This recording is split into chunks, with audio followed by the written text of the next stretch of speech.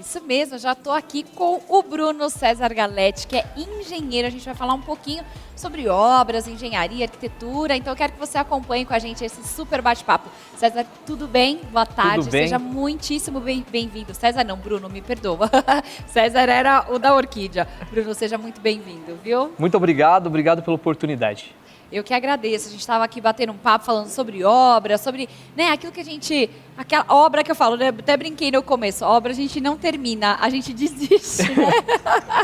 Porque é uma coisa... A gente abandona. A gente abandona, né? Como que é para você? Você é engenheiro, já teve a oportunidade de trabalhar com grandes obras, né? Grandes construções. E agora você está migrando um pouquinho para o ramo de reformas, construções menores. Como é que foi para você, primeiro, se apaixonar pela engenharia? Porque você já fez até teatro, que eu sei aqui. Olha aí.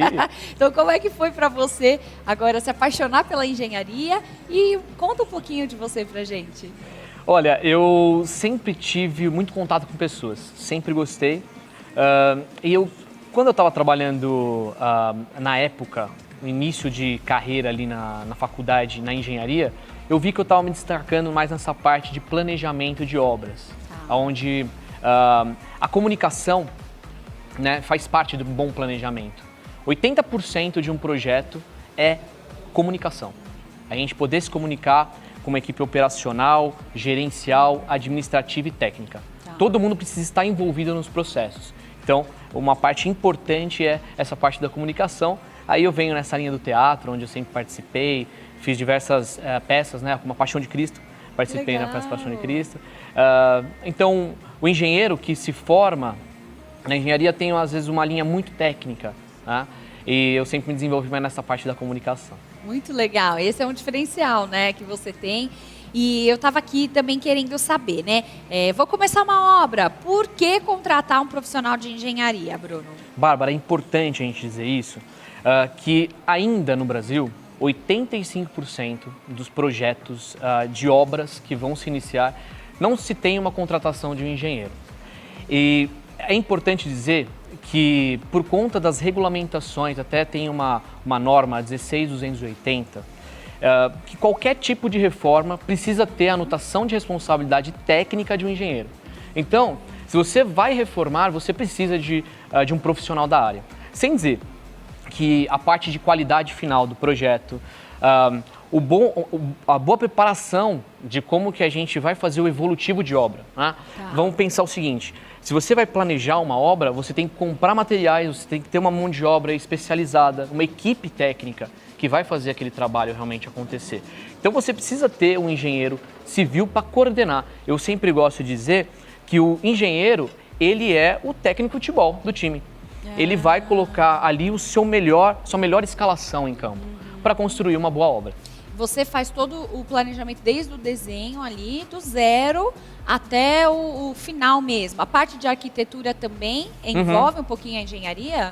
Hoje eu tenho uma empresa que se chama Operatec. A gente faz tecnologia para engenharia. A gente tem um grupo de arquitetas que trabalham com a gente, que é a Magenta. E o que nós fazemos? É uma junção de fatores. A parte arquitetônica, ela adentra numa parte estética, de divisão dos ambientes, de como que vai ser a visualização do melhor layout, né? O melhor espaço do que vai ser trabalhado ali. E aí depois eu venho na parte de orçamentação, daquilo que vai ser realmente construído, o passo a passo do que precisa ser executado. Vamos levar em consideração que nisso a gente tem que ter uma boa mão de obra, uma mão de obra especializada, né? Então, é uma parceria com a arquitetura e a engenharia, tá? Por que contratar um engenheiro? Porque a gente vai entregar uma obra com uma qualidade final ok, né? Se a gente for contratar uma mão de obra não especializada, depois você não vai conseguir reclamar com quem está construindo, porque ele não vai ter as suas anotações de responsabilidades técnicas. Você, assim, deve ter já passado por alguns momentos também que deu alguma coisa errada ali no meio da obra e tudo. E como que é esse processo quando a coisa ali sai um pouquinho de dentro do trilho ali?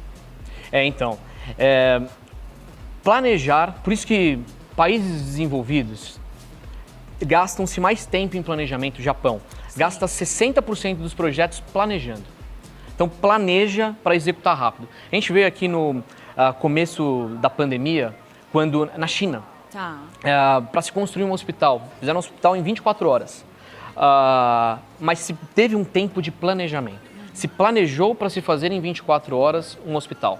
No Brasil é diferente. Ainda a gente peca de fazer um péssimo planejamento e se coloca muito tempo de obra porque tem muito retrabalho. Se faz muitas vezes, tem que quebrar. E isso é custo, isso é dinheiro. Isso tudo é falta de bom planejamento. Um bom planejamento.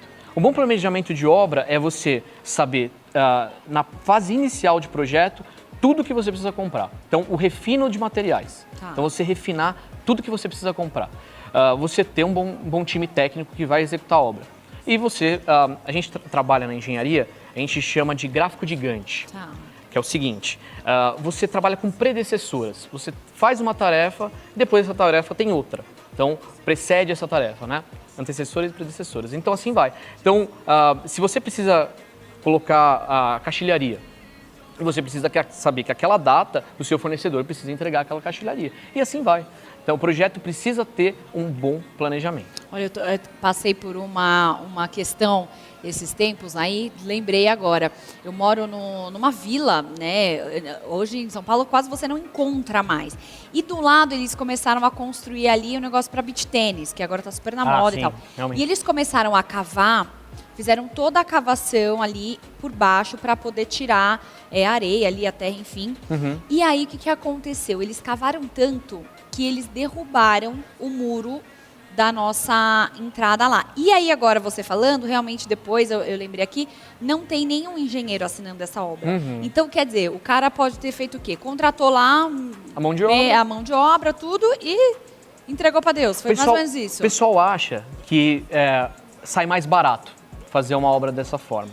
Mas com certeza sai muito mais caro. Porque você não consegue prever o que vai acontecer num projeto, né? Numa obra. Então, contrata uma mão de obra especializada, coloca os engenheiros para trabalharem, os arquitetos, que com certeza o teu custo de obra não vai sair daquilo que foi inicialmente planejado. E também dentro daquilo que você se propõe a fazer, você tem um orçamento e você pode chegar para a empresa e falar, olha, eu tenho esse orçamento, o que é possível fazer nisso? As pessoas acham que elas acabam entrando num conceito de que só quem pode contratar um engenheiro e um arquiteto quem tem muito dinheiro. Tá certo isso? É um mito? Não, é um mito. É um mito total. A gente vai trabalhar em cima do que a gente tem como meta, lógico. A gente vai fazer o planejamento, vamos ver o que tem disponível de verba nesse inicial e vamos adequar em cima desse planejamento. Então, olha, vamos lá. O que eu preciso, as principais etapas que eu preciso saber para iniciar a minha obra? Tá. Primeiro, a gente precisa dos alvarás, né, que a gente tem da construção, a emissão da ART, anotação de responsabilidade técnica do engenheiro. Então, o projeto que é feito, projeto executivo, a gente chama de LO, que é a fase final, né? Esse projeto executivo a gente vai executar em campo. Então, passos iniciais para iniciar uma obra. Ter orçamentação fechada, com todos os materiais, a equipe já disponível para o projeto, você saber quando que entra o eletricista, o encanador, o pedreiro, o servente, o armador, enfim, whatever. Todo mundo que vai estar disponível no projeto. Saber a etapa que ele adentra dentro da obra. Fornecedores, saber prazos de entrega, isso é importantíssimo, tá? Mas isso no Brasil também é difícil. Difícil, cada vez mais difícil, né? O aço está em falta hoje no Brasil, está caríssimo, né? Hoje você paga no aço muito mais caro do que em 2019, antes da pandemia. A gente importa aço. E o seguinte, você precisa de uma boa previsibilidade de quando os fornecedores conseguem te entregar também. Mas isso o engenheiro vai cuidar. Então, é isso que eu ia te perguntar agora. Isso aí eu posso entregar na sua mão, você me entrega tudo pronto. Isso, tudo pronto. Vai estar dentro desse planejamento. O cliente, né, a pessoa que está construindo, reformando, só vai receber o status de cada etapa, do que está acontecendo. Então, tem um planejamento, que a gente chama de linha de base, baseline. E tem um realizado. Então, dia a dia do projeto, você consegue enxergar o que está evoluindo e se está fora do planejado ou dentro do planejado. nesse tempo de pandemia, muita coisa deve ter mudado para vocês aí nessa área, né, de engenharia. Eu queria que você me contasse um pouquinho como é que foi nesses 2 anos para vocês aí, Bruno. Para mim foi um boom, um marco muito positivo. A gente sempre dá dificuldade, a gente pode promover facilidades, né? Então, dizer que a startup hoje que a gente tem, nós fizemos um aplicativo de monitoramento de obras. Então, eu consegui deixar o engenheiro que é mais sênior e que naquele momento de pandemia não podia sair muito, em casa, monitorando as obras que ele tinha que executar. Então, ele dividia o custo desse engenheiro para vários projetos. E deixava a mão de obra operacional ali trabalhando. Então, através das câmeras, através do aplicativo, a gente tem um aplicativo de monitoramento, input de dados, então eu sabia o status de cada etapa da obra, de como que estava acontecendo no dia a dia. Então, isso a gente prototipou, né? Hoje a gente tem investimento, então a nossa startup está no mercado em cima dessa facilidade de enxergar como que o projeto se encaminha. A gente fala que tem documentações que são fundamentais numa obra. Um é diário. A gente fala diário de obra. Tá. Né? Você tem o diário. Né? Nosso planner. Nosso planner. A gente tem o diário de obra. Então, esse diário de obra antigamente era uma folha de papel que era para inglês ver. Tá. Né? Hoje em dia isso é eletrônico e isso tem que estar em confronto com o que está programado. Então, é imputado dados nesse aplicativo que geram esses dashboards, né? Essas informações para ver se o projeto está dentro do prazo ou fora do prazo. Então, essas questões tecnológicas dentro da engenharia hoje, então, elas tiveram aí um boom. Então, como é que elas vieram para somar? Está crescendo muito essa questão tecnológica? Muito. Eu digo assim, quem está adentrando na engenharia hoje precisa estar muito bem formalizado com algumas metodologias ágeis para que esteja no mercado de trabalho. Uma metodologia se chama metodologia BIM, que é Building Information Modeling, que é uma modelagem de informação. Basicamente, é o projeto ele em 3D. Você não vê o projeto mais em planta, né? É muito legal, né? Você já vê ele construído. Isso gera realidade aumentada. Então, a gente está nesse plano e a gente consegue enxergar... Aqui não tem nada, né? A gente consegue enxergar isso pelo celular, mostrando todo o trabalho já executado, mesmo que ele esteja no chão, né? Bem como todas as instalações, eu consigo enxergar o que está por dentro da parede, fazer um raio-x para a parte de manutenção predial é ótima, né? E também, né, os aplicativos hoje que estão no ar. Então, uma boa obra tem que ter tecnologia embarcada, né? Ainda se usa maquete? Maquete sim, mas mais para a parte de vendas de apartamentos, residenciais. Né? A maquete sim, para você ver fisicamente ali, mas a gente já tem hoje em dia totens, né? Coloca totem e o cliente consegue verificar ali onde vai ser o ambiente daquela forma. Hoje tem realidade virtual, então mesmo que aqui não tenha nada, você coloca o óculos de realidade virtual e você consegue enxergar, andar pelo espaço físico de onde vai ser a sua sala, a sua casa. Sério? Gente, que sensacional! É bem legal. Nossa, bem legal. Então você vê que essa parte de tecnologia realmente está sendo revolucionária. E tem mais coisas, então, para vir por aí? Com certeza, com certeza. E não para. Ainda no Brasil, a gente está engatinhando nessa parte mais tecnológica. Países Canadá, Nova Zelândia, Austrália, já estão bem desenvolvidas nessa integração de softwares, né? Nós estamos iniciando, engatinhando. Para variar, né? Para variar. Tem decretos federais. Lá, né? Estamos indo, passo a passo. E Bruno, tem umas fotos que você trouxe para a gente dar uma olhadinha. Eu queria que vocês acompanhassem em casa junto com a gente. Pode colocar aí para a gente ver. O Bruno vai falando, vai explicando aqui. Vamos lá, Bruno, vai falando para a gente essas obras. As obras que a gente trabalhou, essa é uma obra de Minas Gerais, onde a gente estava fazendo abertura de encaminhamento, né, de tubulação da parte de hidráulica. É um aeroporto, aeroporto de o aeroporto. Confins. A gente trabalhou de Minas. De Minas também, a gente já estava fazendo recapeamento. Mas obras de segmento de empresas, né? Eu aí acompanhando a parte de armação. Apresentando aí, né? Essa obra de Varginha. Seus amigos. Apresentando meus amigos aço. Seus amigos aço. Também mais um projeto aí, parte de fundação. Legal. Controle, né, da fundação, o pessoal fazendo as marcações. Né? Importantíssimo. Essa parte inicial, né, tem que ter um acompanhamento maior da engenharia. Né? Até porque... Que é o principal, né? Que é a fundação, né?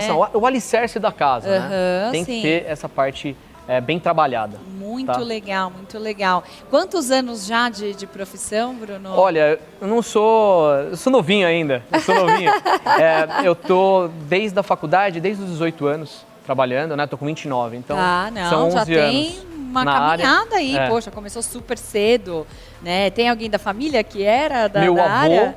Meu avô, meu padrinho, o filho do meu padrinho, meu pai, meu irmão. Então já família, tá mais do que na veia, a engenharia, né? E você pensa fazer outras coisas além da engenharia? Não, porque você tem o seu lado aí artístico, né?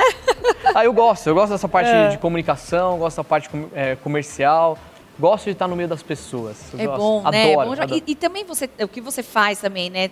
Trabalhar com pessoas, trabalhar com obra, isso também é legal, porque é o que você falou. Quando eu conheço alguns engenheiros, são frios, são mais, né, assim, então a pessoa até tem mesmo essa distância, que a pessoa nem quer, né, o serviço, ela fala, ai não, deixa pra lá, né? Então é legal você realmente trazer esse conceito, né, de relacionamento mesmo, de uma comunicação mais, né, leve junto com os seus clientes. E eu quero muito assim te agradecer pela tua participação hoje aqui. Quero que você deixe também um recado para quem está começando na área de engenharia, né? Eu acho que é um incentivo, uma motivação. Lógico, aí, por favor. Pode deixar. Então, é o seguinte, gente, uma coisa que eu tenho para mim, aqui essa câmera, que eu tenho para mim que é muito importante. Tudo que a gente for fazer, a gente tem que colocar muito amor, né? Muita dedicação, muito carinho. Então, nessa parte da engenharia, eu aprendi que a gente tem que entender o objetivo, né? Qual o objetivo que nós estamos fazendo de uma construção? Então, a gente constrói para as pessoas. Ali vai nascer um lar, vai nascer uma família, ali vão morar pessoas que vão se amar. Então, a gente tem que ter esse grande objetivo no coração, por isso que a gente constrói, não ter mais essa frieza dessa parte da engenharia. Bom, eu quero colocar o meu Instagram, pode ser? Pode falar, então pode falar. Bruno Galetti, _, Bruno Galetti, Galetti, _, você pode me achar nas redes sociais. Muito bom, eu queria te fazer uma última pergunta. Pode perguntar. A gente falou bastante sobre grandes construções, para quem está querendo uma pequena reforma, também é indicado o serviço de engenharia para uma pequena reforma? Também. Tá. Qualquer tipo de reforma, hoje, essa norma que eu te falei que é 16.280, qualquer reforma que você for fazer num prédio, né, você precisa dar para o seu síndico uma RT de um engenheiro, manutenção de responsabilidade técnica. Não tem jeito. Você precisa reformar e ter um engenheiro como quem se responsabiliza por aquela reforma. Se eu não tiver, isso pode me causar algum dano? Pode causar. Primeiro uma multa, alguma coisa assim? Também. Mas assim, primeiro que não vão te deixar num condomínio hoje em dia, né? Mais fazer esse tipo de reforma. Antigamente, ok, mas hoje em dia não mais. Né? Então, é importante ter esse serviço da engenharia. Bom, então olha, gente, siga aí o Bruno nas redes sociais. Muito obrigada pela sua participação mais uma vez. Deixa de novo o seu Instagram só pra gente, né, não perder, vai. Bruno Galetti, _. Então é Bruno Galetti, Galetti, _. Olha, te aguardo aqui numa próxima bate-papo, tá, Bruno? Me chama. E eu prometo que eu não vou errar mais o seu nome. Show de bola.